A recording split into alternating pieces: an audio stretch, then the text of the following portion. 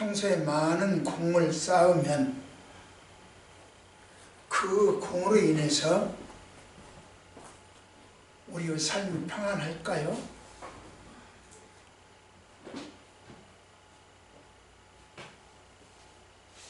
반드시 그런 것만은 아닌 것 같아요.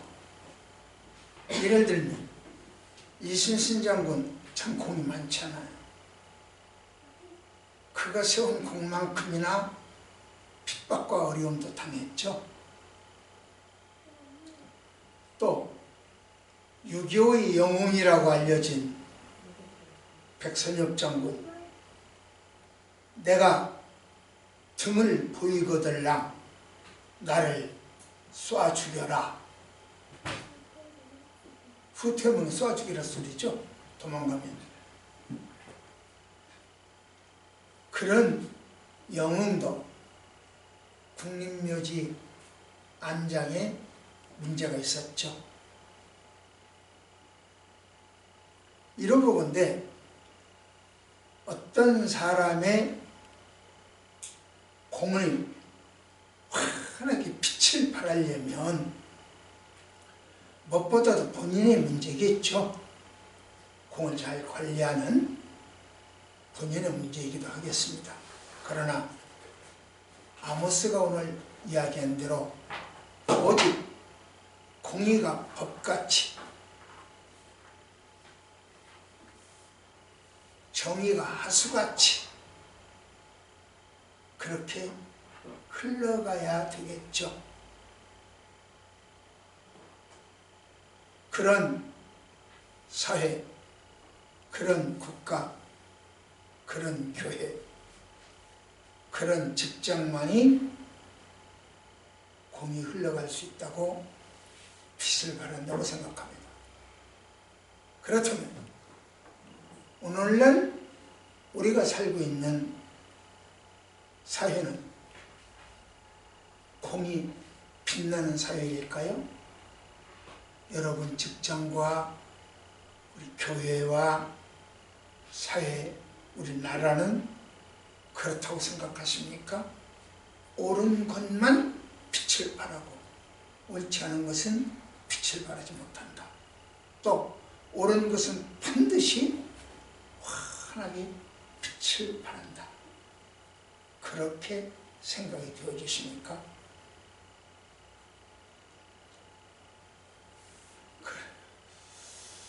그렇다면 우리가 그렇게 빛을 발할 수 있는 오늘 성경의 본문 아들람 굴 있을까요? 없을까요? 만일 있다면 그 아들람 굴은 어디 있을까요? 이 문제를 놓고 한번 같이 생각해 보도록 하겠습니다. 다 같이요. 시작.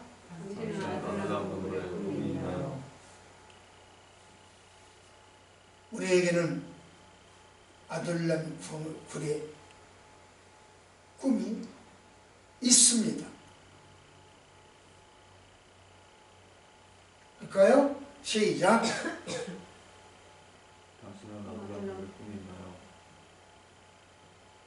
다시 한번 시작. 있어요? 없어요? 우리에게는 꿈이 있습니다. 킹 목사님도 나에게는 꿈이 있다고 그랬잖아요. 봅시다. 시작. 어디에 있어요? 내 곁에 있어요. 내 곁에 있으니까 그 굴 속에 들어가서 꿈을 꾸면 돼요. 아들람 굴의 꿈에, 저 동굴의 꿈이 우리에게도 주어져요. 블레셋의 골리앗이라고 하는 사람이 사울을 이스라엘을 쳐들어왔죠. 절절매는 사울을 다윗이 구원했죠. 너무 좋아.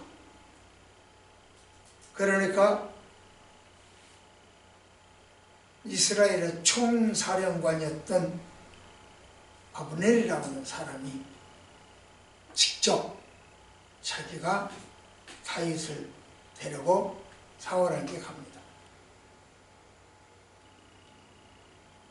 장관의 안내를 받는다. 국무총리의 안내를 받는다. 국빈이 아니면 그런 대접을 못 받죠. 다른 나라 외국에서 대통령이나 오거나 국빈이 와야 그를 장관이나 총리가 안내를 하겠죠. 여러분이 가면, 내가 가면 이낙연 총리가 나와서 안내를 할까요? 아니면 이낙연 총리가 여기 와서 나를 데리고 안내를, 청와대 안내를 모시고 갈까요?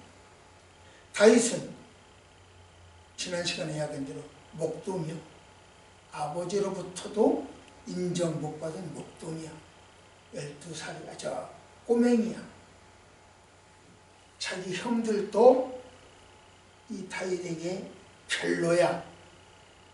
그래서 뭐하러 왔냐고, 놀러 왔냐고 막 소리쳤어. 그러한 다윗을 안내를 합니다. 총사령관이. 사울의 아들 요나단은 다윗을 자기 목숨만큼이나, 아니 목숨보다 더 사랑을 합니다. 이스라엘 백성들도 다윗을 왕보다 더 높여줍니다. 다윗의 이상은 천정부지였어요. 그러나 다윗의 그 위상이 그에게 유익한 것만은 아니었어요. 다윗은 큰 공격으로 말미암아 그보다 더 큰 견제를 당하기 시작합니다.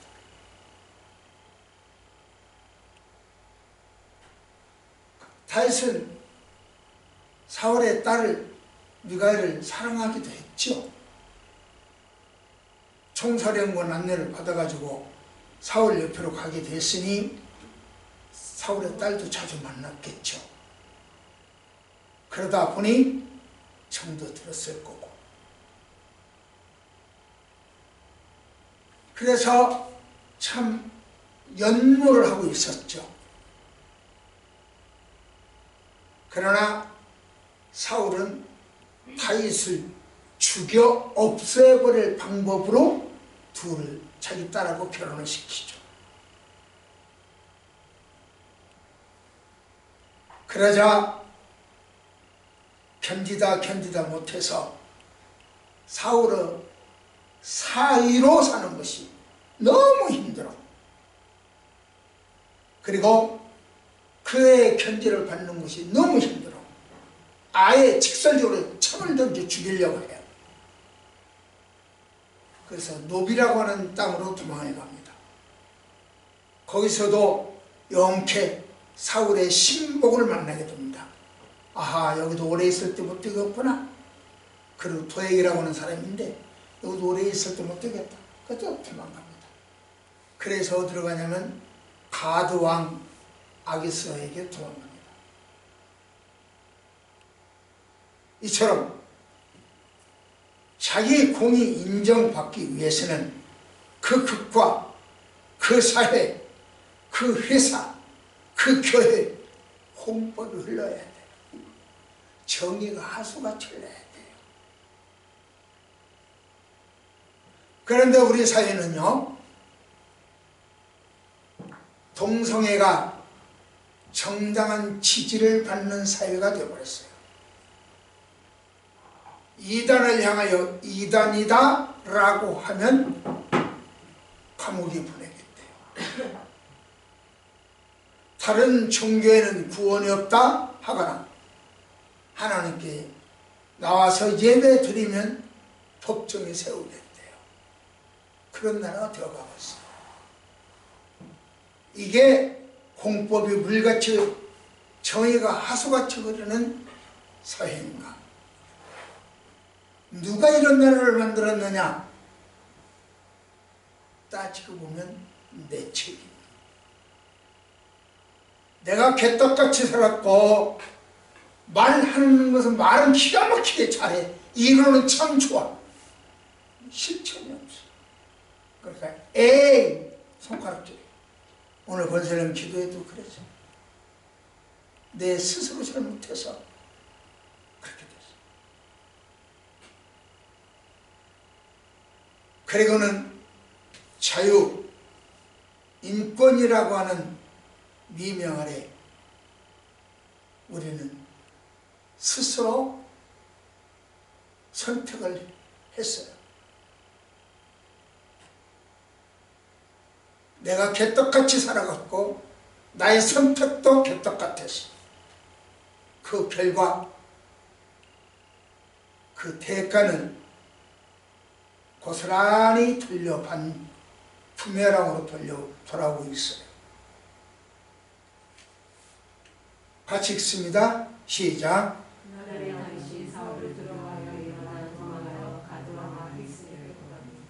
예.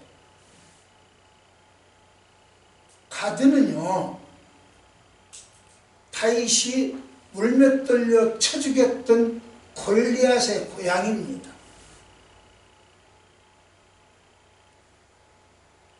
아기스는요, 그 고향 땅을 지배하는 왕이고요.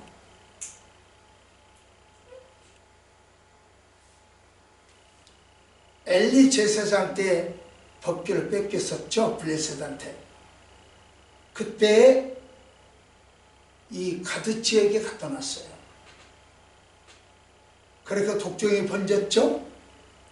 그러니까 다시 에그론으로 돌려보내죠. 사연만은 가드입니다. 다윗이 사울 밑에 사는 것이 얼마나 힘들고 힘들었으면 바로 그 땅으로 도망갔을까. 골리앗의 땅으로 망명했겠냐는 이야기입니다. 휘발유를 지고 풀숲에 들어간 거죠. 차라리 휘발유를 지고 풀숲으로 들어갈지언정 사울 밑에서는 못 살겠다. 이것이 다윗이야. 그 환경이 얼마나 처참하고 열악했다는 것을, 그 핍박이 얼마나 심했다는 것을 알 수 있겠죠. 다윗의 화려한 공적, 그 많은 공적들이 도리어 죽음의 위기를 가져왔습니다.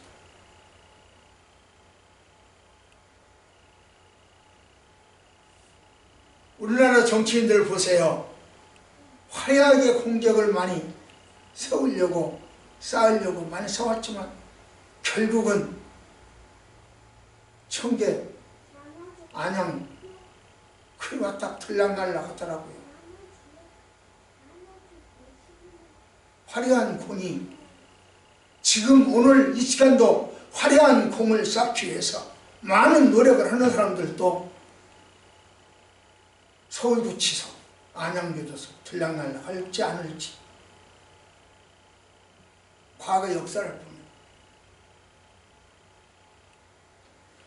하여튼 다윗이 가드로 망명을 하자 가드 사람들이 뭐라고 하는가 보십시오. 환영, 웰컴 뭐라고 하는가 봅시다. 시작.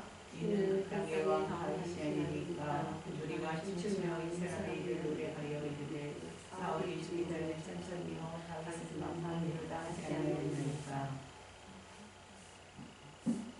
다윗을 그 땅의 이스라엘이죠. 그 이스라엘 왕이 이에요, 이 사람이요. 그러니까 다윗만 죽이면 이스라엘을 평정할 수 있다, 그런 뜻이죠. 왕이 지발로 걸어왔다, 그런 뜻이죠. 사울을 왕으로 인정하지 않고 다윗을 왕으로 인정을 했어요. 이스라엘 백성들도 그래요. 사울은 천천히요, 다윗은 만만이라 사울보다 다윗을 왕으로 여겨요. 그러니까 사울은 아마 엄청난 스트레스를 받으면서 자기 왕권을 지키려고 노력을 했을 것 같아요. 그래서 다윗을 싹부터 자르기 위해서 도다는 싹을 그렇게 잘라버리려고 애를 썼겠죠. 그 모습을 바라보는 측근들, 사울의 측근들은 어떻게 했을까요? 불쌍하게 여기지 않았을까요? 그러나 예수님을 보십시오. 예수님은 나 정당해, 당당해. 이번에 어떤 그 공무원 아들 대통령한테 편지를 썼더라고요. 당당해. 예수님도 당당해. 그런데 그렇게 당당하게 목숨을 애걸을 하지 않았어요. 침묵으로 미련 없이 자기 목숨을 내놨어요. 예수님은 이러한 마음을 본받은 바울, 그도 모든 것을 배설물로 여겼죠. 자, 보십시다. 시작.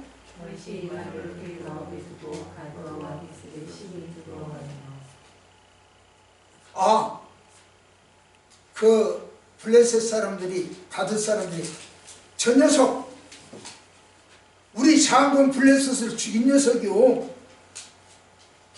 실질적으로 저 녀석이 이스라엘 왕이요, 그러니 원수각주에서는 죽여야 되고 이스라엘을 이기기 위해서는 죽여야 되고, 다윗이 꼼짝없이 죽게 생겼어.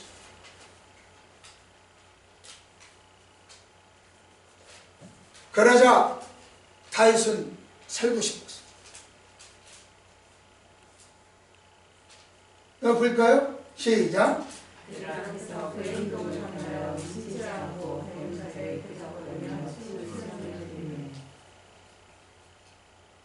미친 체 하는 거예요.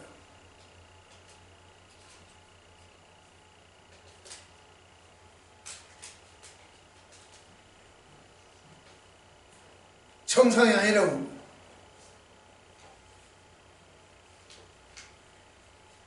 그러니까 다윗과 그 신하들이, 아기스와 그 신하들이 다윗의 미친 체 하는 연기에 넘어가 버려요. 속았어요. 보십시다. 시작.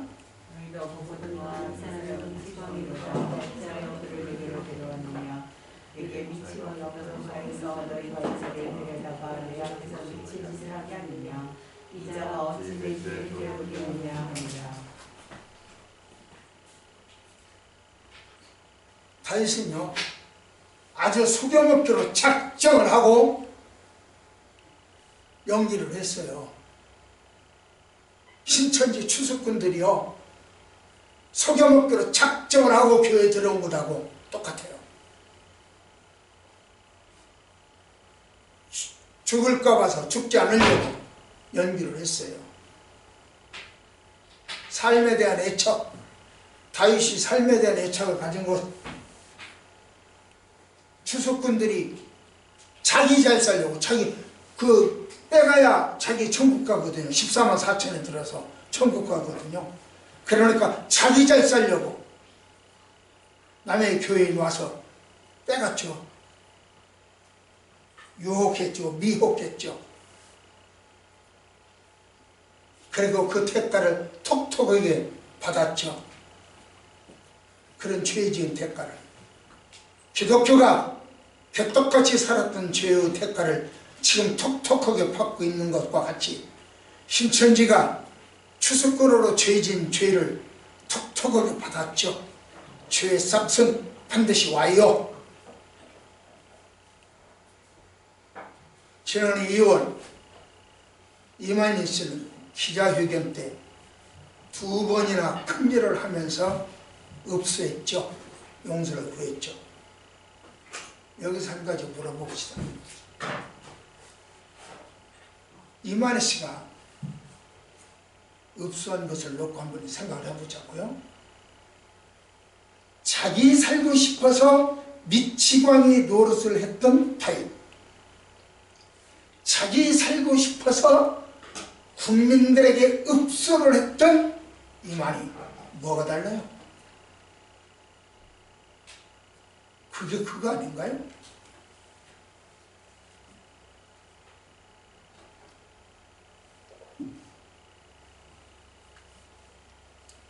저는 그 글을 그 기자회견을 보면서 이런 글을 썼습니다. 보이만 읽어봅시다. 시작. 이만희 그는 보혜사가 아니라 용서받아야 할 죄인입니다. 이만희 그는 육체적으로 영성한 목사자가 아니라 하나가라고 흡수한 인간입니다. 이만희 그는 인자가 아니라 쓰러진 우리입니다. 이런 글을 써서 우리 이단 연구하시는 분들을 비롯해서 동료들에게 보낸 적이 있어요.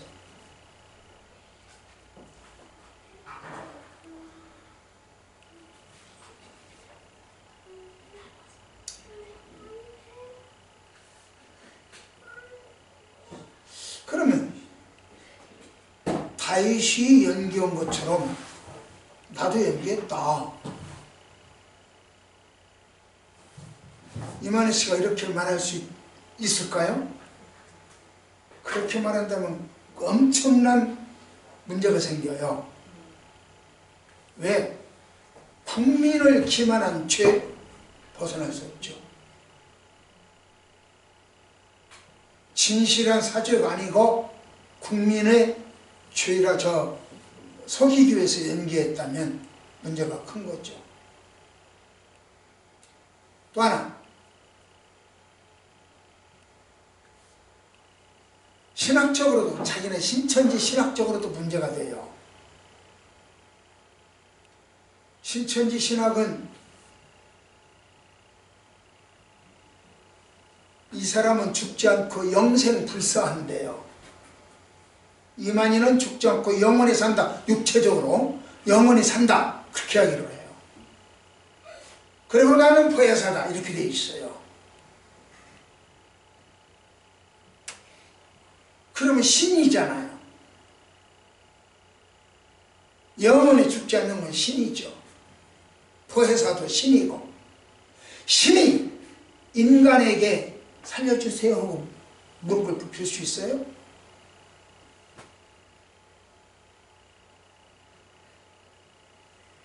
신은 인간에게 살려달라고 읍소할 수 없습니다. 인간이 신에게 해야죠. 그러니 정말로 진실로 진정한 마음에서 엎드려서 빌었으면 자기 신학의 문제가 생기는 거고, 국민을 속이기 위한 연기라면 사기죄가 기만죄가 되는 거고, 이래나 저래나 난감하게 되어 있죠. 결론, 나는 신이 아니다 그 말이에요. 나는 보혜사가 아니다 그 말이에요. 나는 영생 불사자가 아니다. 너희들한테 살려달라고 빌어야 된다. 광주 모 병원에 슬금슬금 가서 치료받아야 돼. 영생 불사자.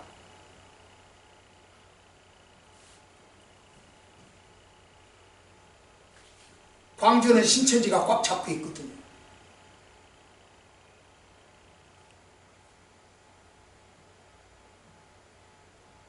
그러나 예수님 볼까요? 예수님은 빌라도가 예수님한테 내가 너 살려줄 수도 있어. 살려줄까? 한마디 대꾸를 안 합니다. 왜 그랬을까요? 인간은요, 인간이 신의 운명을 좌우할 수 없어요. 인간이 신의 운명을 좌우할 수 없어요. 신이 인간의 운명을 좌우해야 되죠. 예수님은 빌라도가 내가 너 죽일 수도 있고 살려줄 수 있어. 어째? 살려줄까? 예수님 말대답 안 하는 거예요. 인간은 신을 죽고 살릴 수 없다.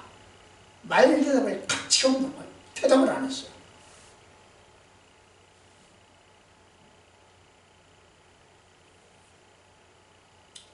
예수님은 누구와 죽여서 죽임을 당한 분이 아니고 당신 스스로 죽음을 선택하신 분입니다.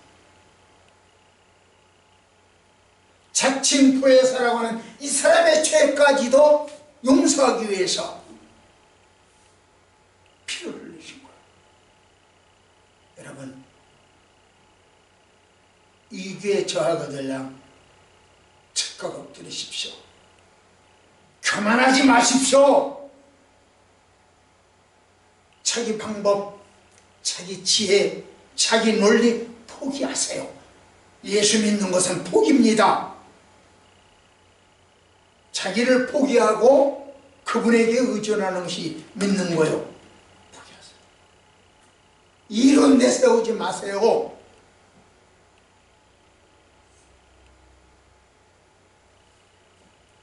아들남 동굴이 우리 옆에 있습니다. 성경에 두려워 말라 72회가 나옵니다. 담대하라 11번이 나옵니다.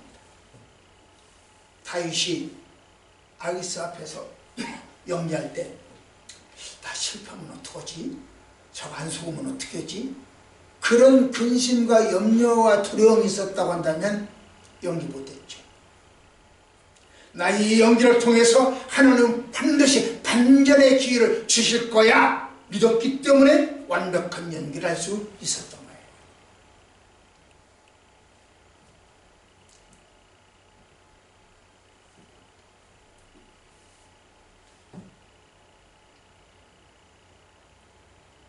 그렇게 연기라도 해서 살아남은 다윗 뭐였을까?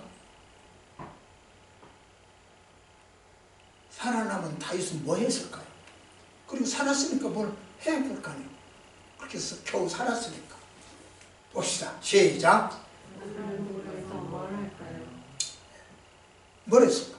자, 말씀 받습니다. 시작. 그의 형제와 아버지의 모든 집을 거울을 들여다봤어요. 그에게 이르렀고 하늘난 자와 모든 자와 빚진 모든 자와 마음이 원통한 자가 다 그에게 모였고 그는 그들의 우두머리가 되었는데 그와 함께한 자와 400명 가량하더라. 위기를 면한 다윗, 아들람 동굴의 거처를 요즘 표현한다면 아지트죠. 거처를 삼았어요. 그리고 한 일이 뭐요? 부모 형제를 모셨다 그랬어요.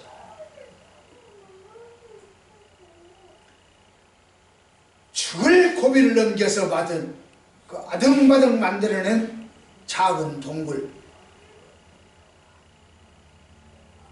그 동굴 속에서 부모 형제를 모셨어요.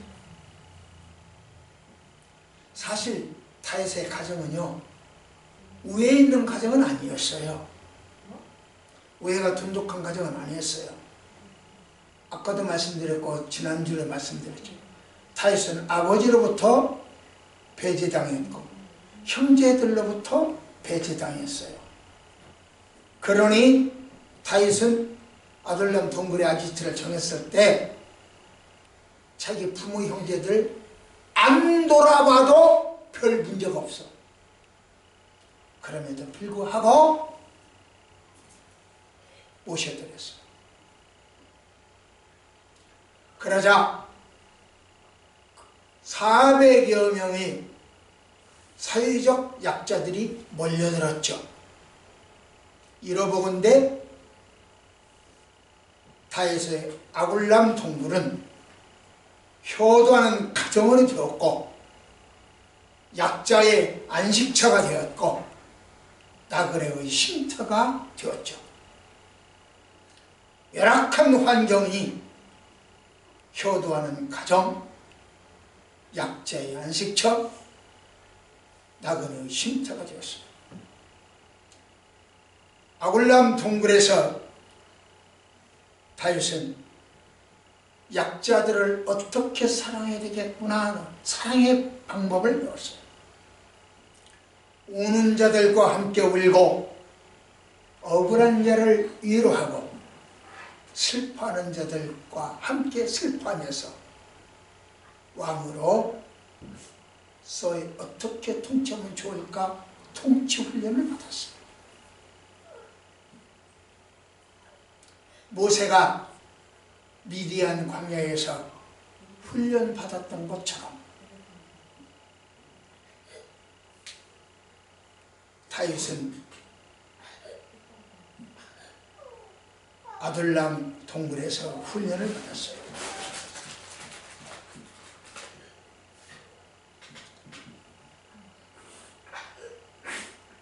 이렇게 아둘람 동굴은 다윗을 성군으로 훈련시키는 훈련의 장이었어요. 아둘람 동굴은 나라를 세우는 원전이 되었다 그런 뜻입니다.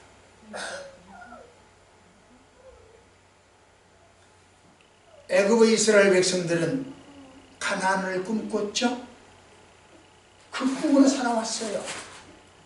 광야의 이스라엘 백성들은 가나안 복지 꿈을 꿨죠. 다윗은 아둘람 동굴에서 약자들과 함께 살며 성군을 꿈꿨어요.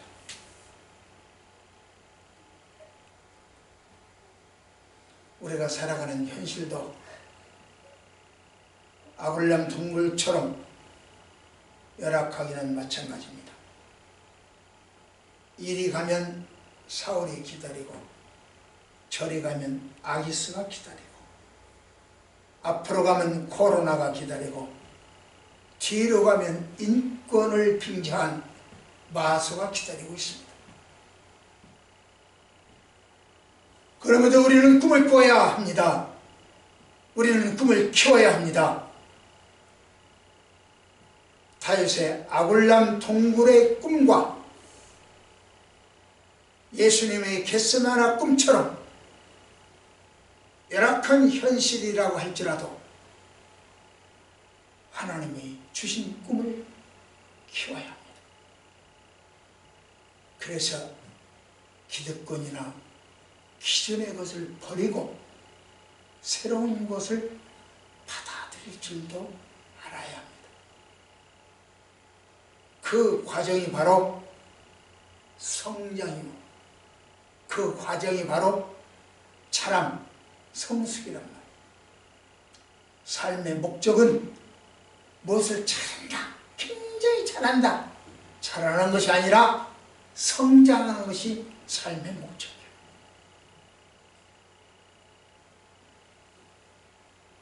잘하려고 하니까 청기업, 서울구치소, 안양교도소 왔다 갔다 합니다. 또 갈 사람들도 있고요.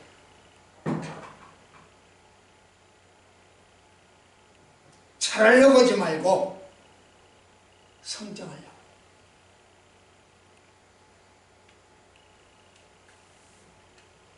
세 번째로 마지막 시작.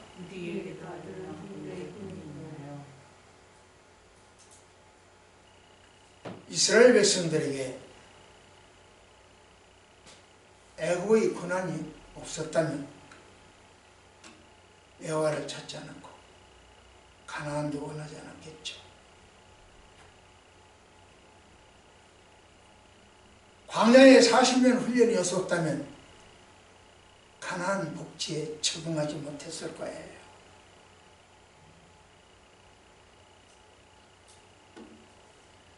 저들의 우상과 물질 문명과 퇴폐 때문에 쉽게 무너졌을 거예요. 그러기에 성경은 이렇게 말을 했죠. 시작.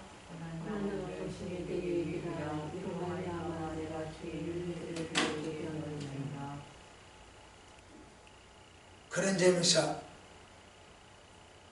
아둘람 동굴은 훈련소임과 동시에 약자들의 쉼터입니다. 그와 같이 우리 현실은 열악하고 비참할 수 있습니다. 그러나 우리에게는 아굴람 동굴이 있기 때문에 저 네팔에까지도 쉼터를 제공합니다. 우리가 넉넉하고 여유로워서가 아니라 우리도 약자이기 때문에 약자를 품는 거예요. 우리에게도 동성애, 차별금지법, 인권 등등의 악재들이 목을 조여오고 있습니다.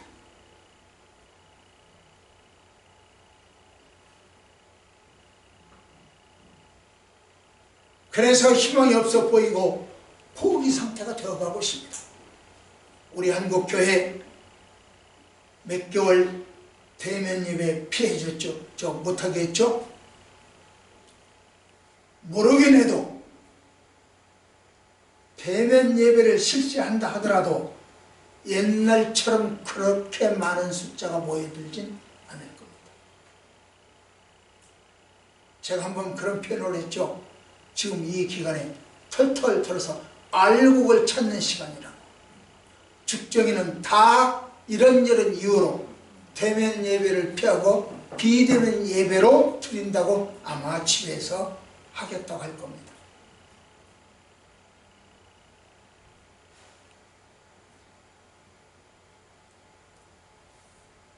회복하기 어려워요. 고사시키는 거예요. 1년에 몇 번만 이런 식으로 나가면은 기독교는 자연적 고사가 됩니다.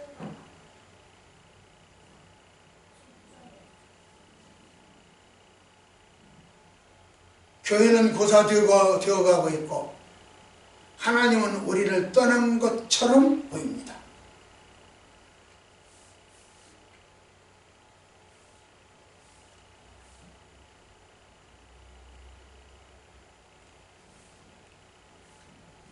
자, 한 예를 들을래요. 지금 거기에 하나가 지금 빠져서 시카고의 저명한 변호사고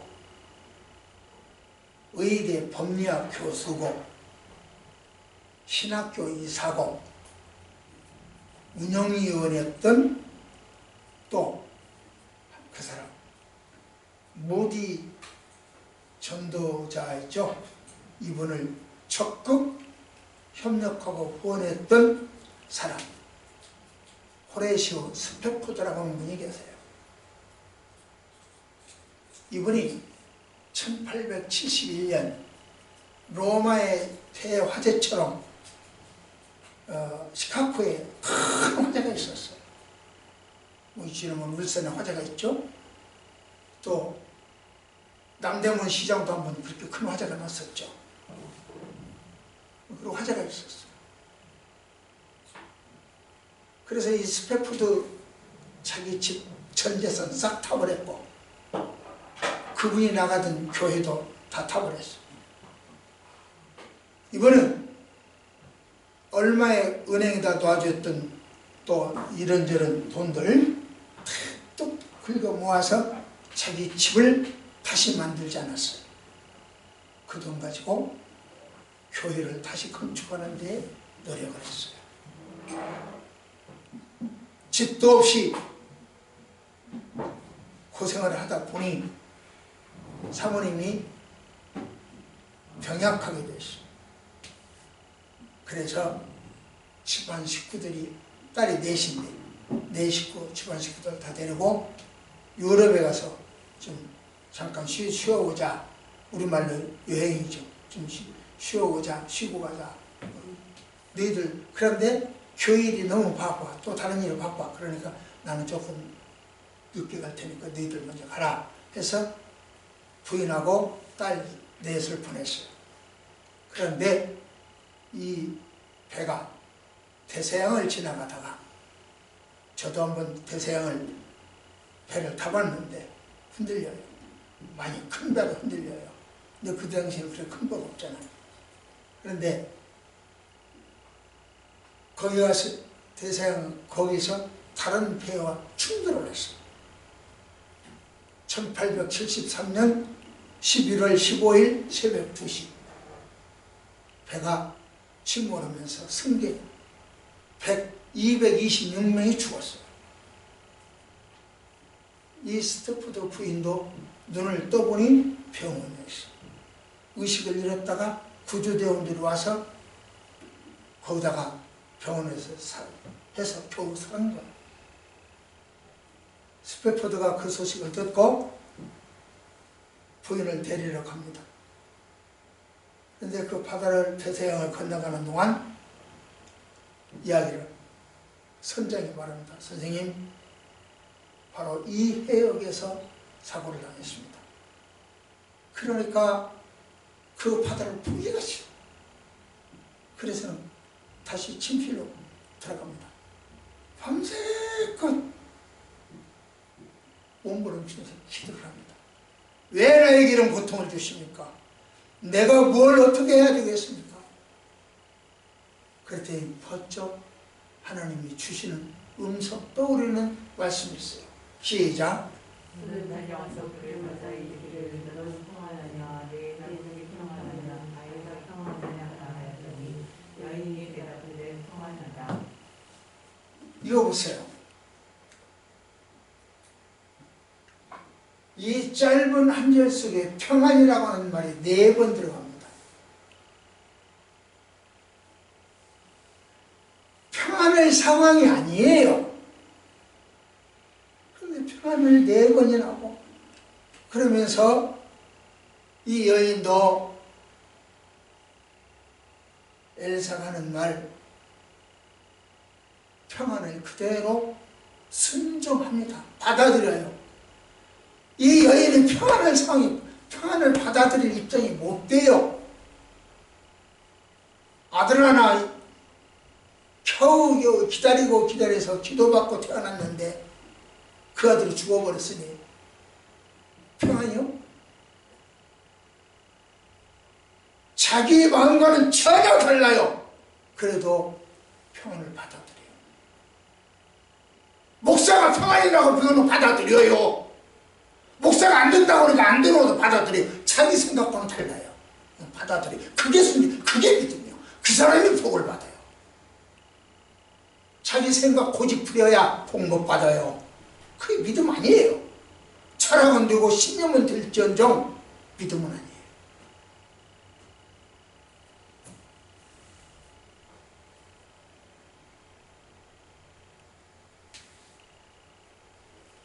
그 평안 때문에, 이 말씀의 평안 때문에 스태포드도 굉장히 평안하죠. 그래서 무릎을 꿇고 그랬습니다. 한 줄의 시를 씁니다. 우리 한번 그 시를 볼까요? 그분의 시 한번 볼까요? 뭐라고 썼는가? 413장 한번 펴보십시오. 찬송가 413장.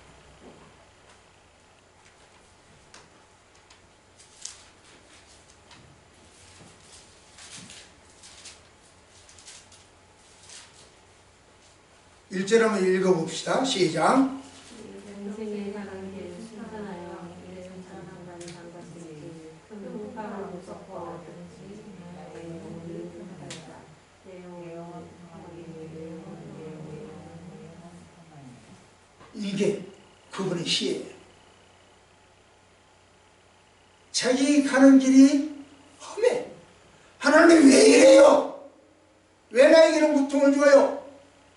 짜증스럽고 원망스러울 만큼 평안하지가 않았어. 그래도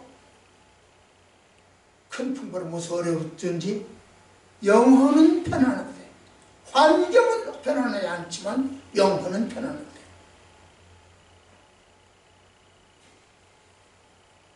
그래서 너무 기분이 좋았어. 그래서 과판에 올라옵니다. 과판에 이제 자기 침실에서 과판에 나와요. 나와서 보니까 대서양 파도가 심하다고 그랬잖아요. 그 파도가 밀려와. 그러니까 그 파도가 예쁘게 보였겠어요? 미흡게 보였겠어요?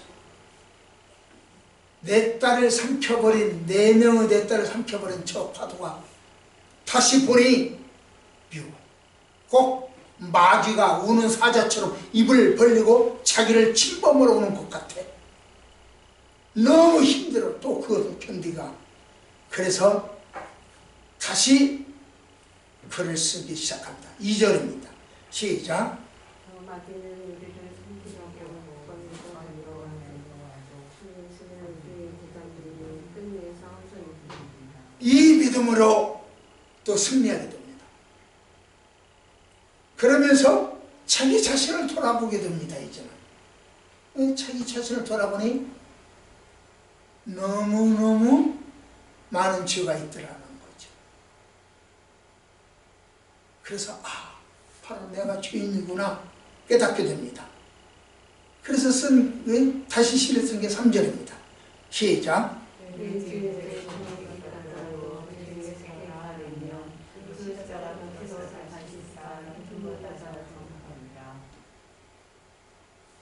그렇게 3절을 써. 그런데 기분이 좋게 또 평안한 마음으로 가판에 나가봅니다. 가판에 나가서 보니까 하늘에서 자기 딸 4명이 아빠! 우리 여기 먼저 왔어요. 아빠도 이 다음에 오실 거예요. 서로를 들었다. 저거다. 다시 그 찾은 평안으로 글을 쓰였습니다. 그게 4절입니다. 시작.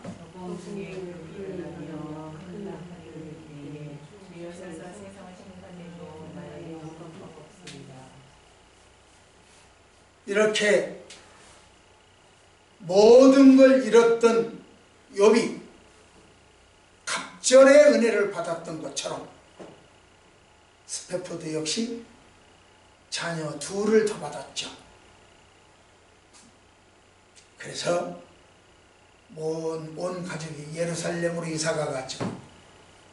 예루살렘에 있는 고아 가난한 사람들을 섬기면서 살다가 하나님 품에 자기 딸들이 손 얹은 그곳으로 가게 됐죠.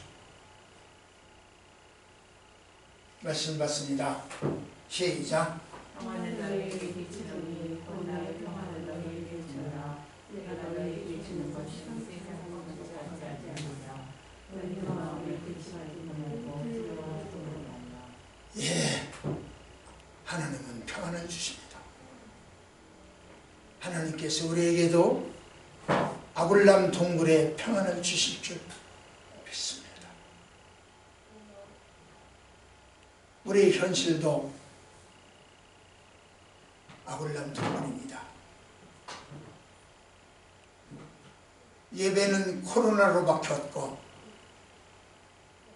국민의 언론과 집회의 자유는 차벽으로 막혔고 촛불은 다시 밝혀야 할 이유가 없이 되어버렸고 태극기는 불탔으니 사방은 어둡고 캄캄합니다.